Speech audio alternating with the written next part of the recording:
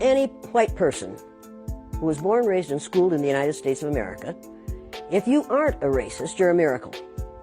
Either that or you decided to educate yourself. Because education in this country is about white is right, brown's all right, black's got to stand back. Yellow's mellow, but whites, we educate in a way that says that white males have done all the adventures, have made all the adventures, have done all the discovering, have made everything that is good and has been accomplished according to social studies, which is actually anti-social studies, by white males. It's a lie. But we do that in order to maintain the myth of white superiority. The myth of race has to be maintained at all costs in this country. Because if white people have to give up the color of their skin as being something that makes them perfect, what do they have left? If we start teaching the truth about history, if we start teaching about Nile Valley contributions to civilization, it will totally change the way we conduct ourselves in the classroom. It will have to. Columbus didn't discover America. You can't discover a place where people are already living. But we celebrate that every October. It's a lie. We need to get over it. We need to stop telling the myths and start telling the truth. So when you tell people that they're racist, and it must have some kind of effect, because most people will say, I'm not racist. I'm not a racist. Why, some of my best friends are black. Right. Yeah, and then you say, name one. Or this one, I don't see color.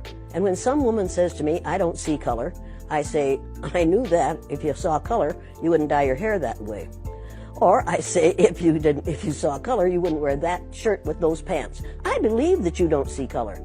It's an attempt to deny skin color. And it's an attempt to deny what's wrong with seeing the color of my skin. Is it all right for you to see me kind of pink? That's okay for me. I don't mind. And I suspect that you don't mind being seen the color you are. You have a right to be what you are.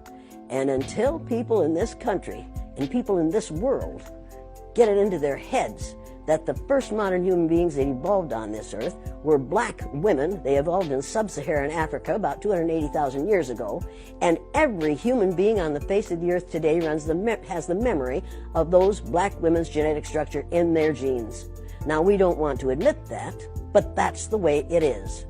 And as people moved farther and farther from the equator, their bodies produced less and less melanin, so their hair, their skin, and their eyes got lighter. As they moved into the east, they ate a lot of fish and a lot of vegetables, so their skin took on a different tone. I found that out when I was raising little kids. My husband worked in a supermarket.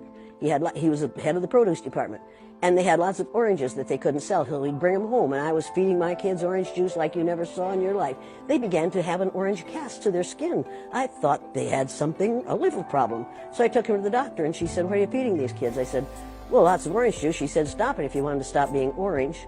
Now, if you think that skin color isn't anything other than the body's natural reaction to the natural environment, get over it. So, if all white people are racist, according to you, can they be reprogrammed? Of course they can. Of course they can. Of How? course they can be. It's called education. I'm an educator.